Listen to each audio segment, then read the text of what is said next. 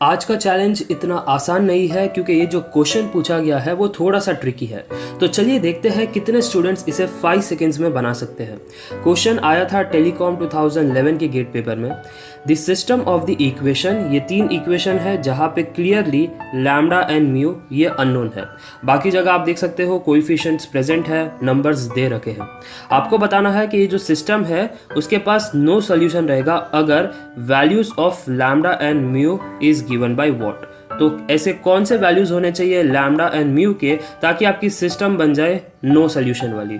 तो 4 ऑप्शन है। Option A lambda is 6, mu is 20। Option B lambda is not equal to 6, mu is 20 and lambda is equal to 6 and mu is not equal to 20, या lambda is not equal to 6 and mu is not equal to 20। इसमें से एक सही option रहेगा। आपको बताना है कि कौन सा ऑप्शन सही है इन 5 सेकेंड। तो चलिए देखते हैं एक नॉर्मल स्टूडेंट कैसे इस क्वेश्चन को सॉल्व करेगा, क्योंकि उसे पता है सिस्टम ऑफ इक्वेशंस के बारे में बात चल रही है। तो सबसे पहले वो फाइंड करेगा augmented matrix A:B। Augmented matrix find करने के बाद वो इसे रिड्यूस कर देगा किस फॉर्म में, एशेलॉन फॉर्म में। एशेलॉन फॉर्म में एक बार रिड्यूस कर दिया, फिर वो फाइंड करेगा रैंक ऑफ A और रैंक ऑफ A:B, क्योंकि हमारी कंडीशन क्या है, नो सोल्यूशन। नो सोल्यूशन मतलब दोनों की रैंक सेम नहीं होनी चाहिए। अगर दोनों की रैंक सेम नहीं होनी चाहिए तो वो चेक करेगा कि लैम्डा एंड म्यू की कौन सी वैल्यूज होनी चाहिए। ओके, क्योंकि ये जो रैंक है वो डिपेंड करेगा इस वैल्यूज पे। तो ये एक चीज़ थी, वो एनालाइज करेगा ऑप्शंस को कि लैम्डा एंड म्यू ऐसी कौन सी वैल्यूज होनी चाहिए ताकि दोनों की रैंक सेम ना हो। तो ये थोड़ा सा टाइम टेकिंग प्रोसेस है। पहले एशेलॉन फॉर्म में कन्वर्ट करो, फिर बाद में एनालाइज करो ताकि रैंक सेम ना हो। तो ये थोड़ा सा यहाँ पे टाइम लग जाएगा। मैं एक्सपेक्ट करता हूँ कि कुछ मिनट्स आपको यहाँ पे लग जाएगी चीज़ों को सॉल्व करने में। बट अगर मैं कह दूँ कि यही क्वेश्चन को आप 5 सेकेंड में बना सकते हो, यस लिटरली 5 सेकेंड्स, तो आपको मज़ा आएगा या नहीं। तो चलिए आप देखते हैं मेथड 2। तो एक्चुअली मेथड 2 बेस्ड है कॉमन सेंस पे। अगर आप इक्वेशंस को अच्छे से एनालाइज कर सकते हो तो आप ये 5 सेकेंड में सॉल्व कर सकते थे, क्योंकि इक्वेशन 2 एंड इक्वेशन 3 में सिमिलैरिटीज काफ़ी है।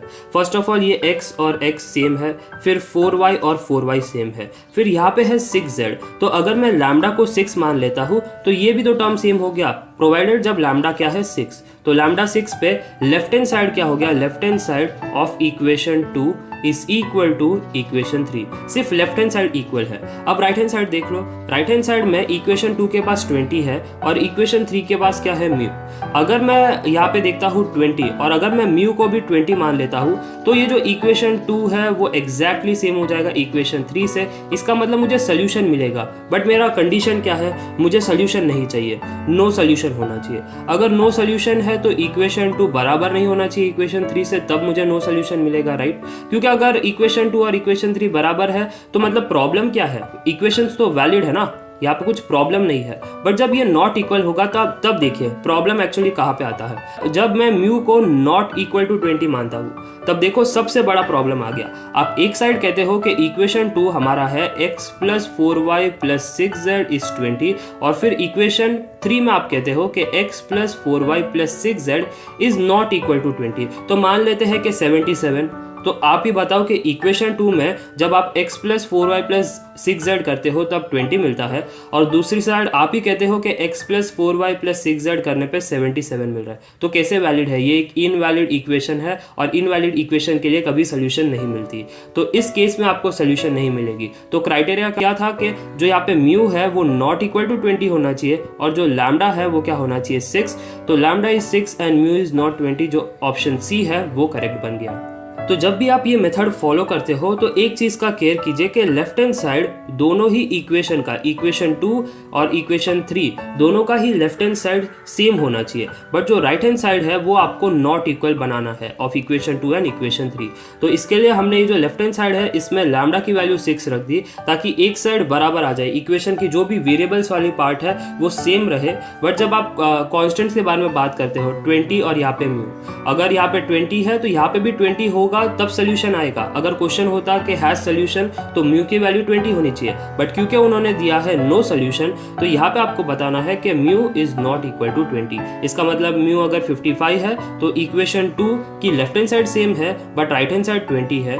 इक्वेशन आप देख सकते हो 3, यहाँ पे भी लेफ्ट हैंड साइड सेम है बट राइट हैंड साइड में आप कहते हो 55, तो ये तो इनवैलिड इक्वेशन और इसके लिए no solution. I hope you liked the video. All these concepts, tricks and techniques are important for GATE examination because in GATE examination you have to solve more question in less time.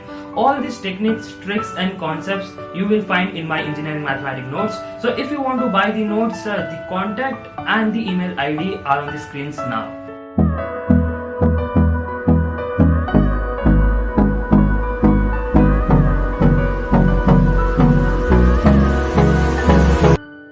तो friends, अगर आपको मेरी video पसंद आ रही हो then do like this video, share with your friends and subscribe to my YouTube channel. तो मिलते हैं अगली वीडियो में। Till then take care, this is Shrenik Jain, peace out.